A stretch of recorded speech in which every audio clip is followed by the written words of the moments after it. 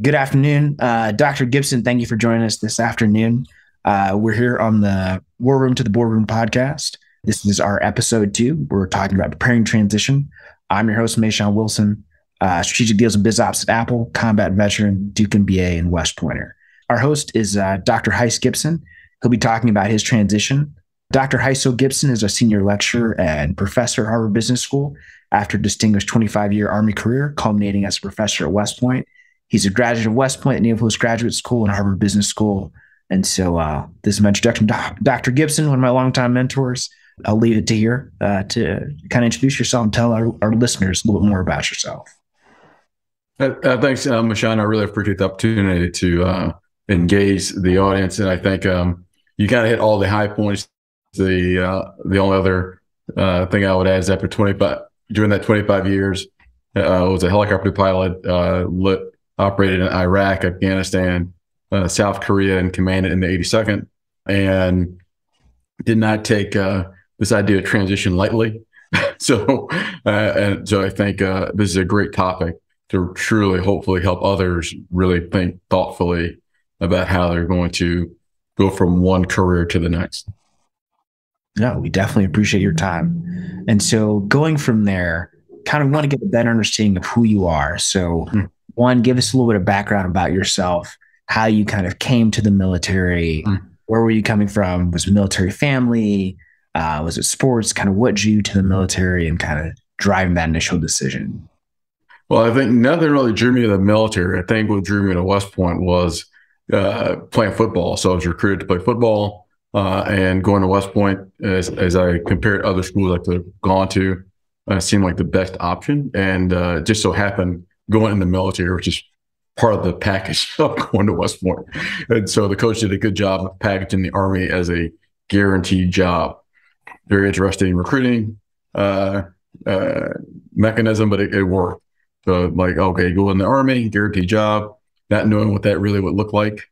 And so it seemed like a good idea at the time, 30 years ago. That makes sense. And so what kind of drove you in the path of, I want to be a helicopter pilot, and this is what I want to do, given there's so many different options in the military? I think I wanted to be an astronaut as a kid. And so when I saw, actually, there was a guy who was in charge of the gospel choir when I was at West Point, African-American cadet who wanted to go aviation. So he talked about it. And actually, my B squad leader talked about being a helicopter pilot. So that kind of what triggered it. And then at the time, at West Point, the minority outreach officer, a guy named Ed Tippery, was a Chinook pilot. So I actually saw two, who looked like me, one who was and one who wanted to be. And they kind of like put it in my head as something to do. Makes sense. Did you have any, military experience from your family, or you were the first one to kind of forge that path?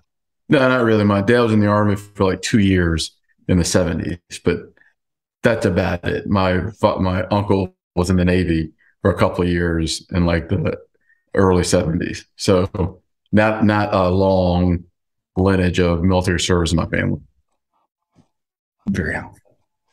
And so you left as a colonel. Can you talk about why that was the transition point for you? Because you see a range of people transitioning: a captain, major, lieutenant colonel. Why was that the decision point? I think it was really. I think for me it was a little bit different, just because when I was a captain, I was selected to go back to West Point the first time, and so because of the commitment of grad school to additional service obligation, I think it would have let me get out of the Army at 16 years, which made no sense. And then while I was a major, I got selected to go back again, and so the timing of it kind of like, well, go to grad school, stay another 6 years, that pushes you out to like 24, 25 years. It was just kind of all the schooling and additional service obligation kind of causes the opportunity for a decision point to be later. That makes perfect sense. And so you mentioned kind of your last job was a professor at West Point. Can you talk about kind of what were you trying to optimize for? Why was that the decision to leave? What were the considerations in deciding to leave at that particular juncture? I think we all have there's certain crossroads you hit when you're in the military. So like you highlight when you're a captain after, or a first lieutenant after your first opportunity to lead, or at the 10-year mark. And I think for me, it's like, so what at that point, what else do I want to do? Have I done everything I want to do in the military? And the answer was yes. There's other things to do. And also for me, I think I'd spent a lot of time separated from my family. So how do I ensure that I can be connected to my family and the next half of my life? And so that, for me, that was a decision point. Makes sense. And so when did you start kind of thinking about that journey? How far out were you from that retirement point at 25 years? I think, honestly, I think I had mentors who had told me they started thinking about transitioning well before the point. So, I mean, I literally probably started thinking about transitioning 10 years before it actually happened. So when I was in grad school, around that 14, 15-year mark, I started really thinking about what I want the other half of my life to look like. So I started to think about, is it geography that I cared about? Is it industry that I cared about? So I started to talk to folks like well before, so that I wouldn't have the stress or pressure in the last couple of years when it's really important to really solidify where you want to go. And so you can't build your networks that last 12 months before you leave the Army. You should have already thought about that well in advance. And are most of these mentors, are they general officers? Are they retired colonels? Are they academics? What does that mix look like? Actually, for me, most of mine are general officers. Most of them are general officers who were still in and who had transitioned.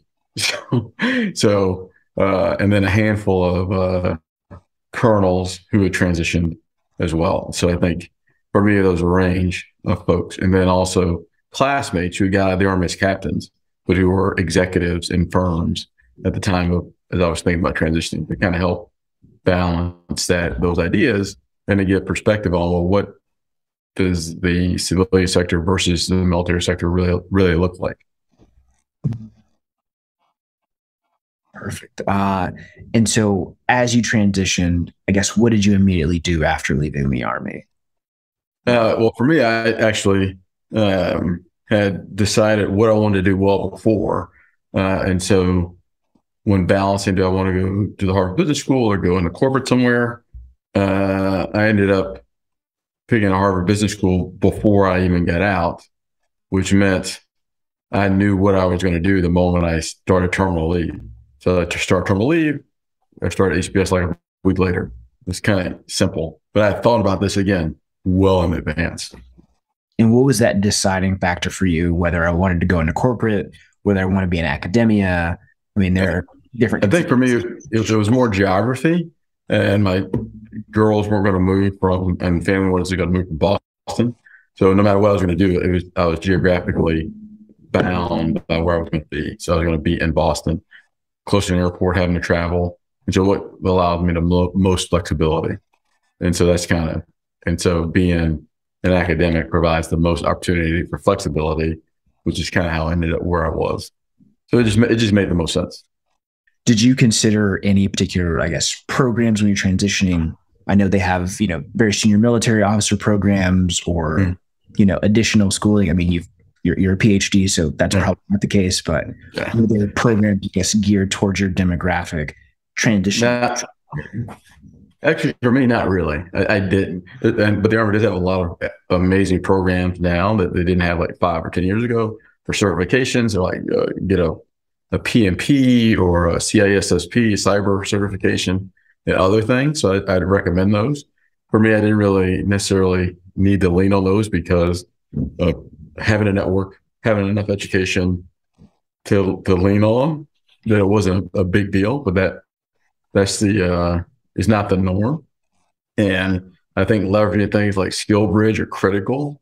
Because what I think a lot of officers, senior officers, or military officers in general don't realize is that you need space to think as you transition. And you can't just lean on leadership. You got to be able to do something. You need some time to figure out, what is it that I do? How do I add value? What is my value proposition? And you need to understand the language of business. That is not the language of an ORB or MD and PE. It's different.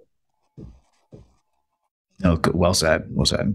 And so based on where you've been, where you are currently, where are you trying to go next? I've seen the conversations with various academic and educational workshops, conversations with CEOs like Jamie Dimon. Where is Dr. Gibson heading next? I think I'm happy where I am because there's a lot of great opportunities and the ability to impact the world. I mean, to say that it's not flippant, it's just kind of when you're at a place like the Harvard Business School, the ability to interact with some brilliant minds on a daily basis, the ability to have a direct impact on the folks who will be future investors, future CEOs is real. And the opportunity to help current executives make their best better. I think there's no better place, at least for me. And it kind of almost in a way makes sense having been able to be at West Point where we develop leaders of character every day. And the idea that leaders are born, not made. No. West Point, we make them every day. It's a thing. We have a process. You can do it. And HBS is that same kind of place. And so I think for me, figuring out how to create new frameworks, engage executives in that way to help and help future current MBAs go off into the world and be amazing investors and leaders is a great space to be in for a second career for me. So now that you've had this experience, you've kind of decided where you want to go for your next phase of life.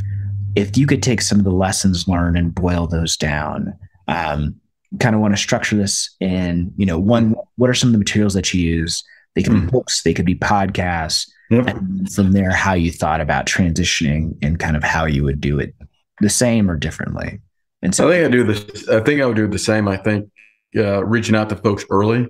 I think leveraging books like What Color's My Parachute to really decide on what is important to me. Is it geography? Is it comp? Is it happiness? What is the thing that motivates me? And what's the most important thing in the next phase is really important to really distill, leverage programs, leverage coaches, reach out to people early, and then also think through the last few assignments in the Army. Where do I want to be in doing that transition? Because not all jobs lend themselves to the ability to think about leaving the Army. And so being at a place like West Point, although intense, is far less intense than being on like a core staff or division staff. So you just need the space. That makes sense. And so you said, what color is your parachute? And so can you talk a little bit about how you planned your transition? So you mentioned, assignments where you have the space to breathe. So probably not necessarily, a force comm unit. Yeah. It's choice. Anything else, I guess, either in terms of education, you mentioned a couple certification programs and skill bridge. What other considerations, if you had to do it again, would you either change or do the same? Any of those elements? I think the time to start thinking about transitioning is at least 24 months out. So at least 2 years out, start thinking about what do you want to do and go ahead and do like the Soldier for Life program. You can do it twice, actually.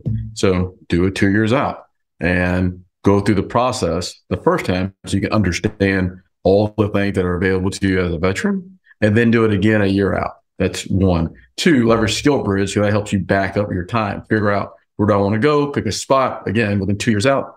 So then when you start to back up terminal leave, Skill Bridge, you're actually, by doing it 2 years out, by the time you're 12 months out, you're actually involved in this transition because you've already thought through it. You connected to places, and there's a lot of large corporations that have programs geared towards vets at multiple levels now, because they now acknowledge captains and colonels and lieutenant colonels and majors are all not the same thing.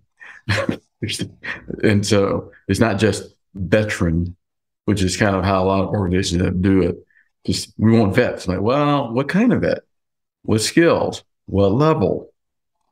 They're not all the same. And so the organizations are now starting to understand that. And so figuring out where you want to be is really important. And then I think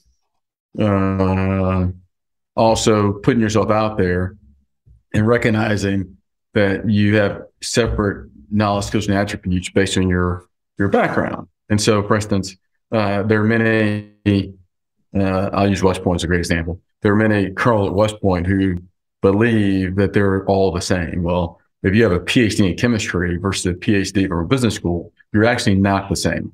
there's actually nothing similar besides the fact that we're the same uniform. Your knowledge attributes are different versus someone who's a computer scientist or data scientist. That's a different skill set. That you can like jump out right now and go get it because you have a tangible skill different than just a researcher. So recognizing your unique differences is really important. And so again, if you're inside the 24-month window, you're already late. And so in understanding your value proposition, I'm curious, I guess, how did you learn about framing that? Because again, to your point, the Army typically treats whether you're a captain, major, colonel, you're kind of a cog. And we can put the cog in Fort Drum. We can put you at Fort Sill. The cog is the cog. I think that's a personal reality. And I think because I spent so much time during my period in the Army outside of an Army unit that provided trade space to think in ways that not everyone has the opportunity to do. And so I think just because of my unique career path, I've had multiple opportunities to step away. And the stepping away has been amazing. So either grad school as a post-command captain and then being at West Point for a few years, or going to Air Command and Staff for my PME as an opportunity, or being in Boston for 3 straight years. All those times away from a unit provided space to think. And so I think those are really critical that I had the opportunity to do that not everyone does. But then you have transition points where you can think if you use them smartly. But I mean, again, it's very intentional. You just can't drop out of the Army one day and think everything's going to be okay. You have to really be intentional. And there's programming for that. But even then, everyone leverages all the programs that are available. Makes sense, sir. I mean, similar journey coming out of outreach, right? Where if you can see yourself outside the military, see how civilians operate, besides going to the field, you're like, oh, this is why I'm different. Yep. It makes a lot of sense. And so going from there, can we talk a little bit about kind of benefits, kind of terminal leave? How did you think about that? Because, we know dealing with the VA, getting everything together, get in progress or process, I should say. How do you go about approaching or kind of segmenting that? So I think that is critical. I think I had a lot of advice and a lot of mentors helped me think through that part. I mean, as far as making sure you're getting everything documented in your body, because the way we came into the Army, not the way we're going to leave, and so ensuring that you have everything documented. I've heard that for years, but literally, the moment I got to West Point, I ensured that all these aches and pains from slowing down out of being in the high optimal unit, I ensured it was all documented, and then ensuring that I signed up for the ability to get all my exams done before I got technically off of active duty, caused my VA process to be far easier than had I waited till at the end. And so I ensured all that was done well before I got out. Did you manage that process on your own, or did you have? Yeah, I managed it on my own. So I made all the appointments, and then went to the VA person at the hospital, and they made sure everything was aligned, and so it was pretty seamless. All of my appointments were set up before I went on terminal leave. Which again, but that's going to someone and getting the help early and not waiting until, oh yeah, I got to do this. Like, no, because that's one less thing you want to worry about, because we both know once you're dealing with the VA, once you get your initial rating, there's a whole separate process, and there's a lot of things that come from just getting those things done that are amazing benefits. So you've been in the military for X number of days. It's not like you're taking something that's what you're owed based on service to the nation. So use all your benefits. Kind of last point in looking at transition as a whole, location. So given where most Army installations tend to be, kind of far away from your centers, tend to be more concentrated in the South, how would you tell people to kind of think about that location piece? And so that is critical. So, I mean, a lot of people think they want to go back to where they came from. I would argue probably not, because at least I'm from a small town. I'm not going back to my small town. And so I think thinking geographically, Northeast, Southeast, Midwest, South, or West, break it up into big buckets. In the current remote environment, it's far easier to have remote work, but then think about, well, what kind of lifestyle do you want to have? That's really important to think about. And what area provides you that? And so I really think location is key, but the first location might not be the last location. So you don't have to be, I'm going to like plant my flag in South Carolina. Well, you might move. It's okay. So be open to that until you really are settled on where you want to be. I mean, I'm in Boston now. Doesn't mean I'm going to stay in Boston, but at least for the next 5 to 8 years, I'll probably be in Boston. But then where are we going to go next? Somewhere probably south. And so if you were to sum up kind of your experience, what are your top 3 for veterans that are following after you? They decide and they want to be, helicopter pilots or want to be, HPS professors. What are those 3 things that they should know based on Dr. Gibson's experience? I think they should know that really taking some time to really think about what they want to do next is hard.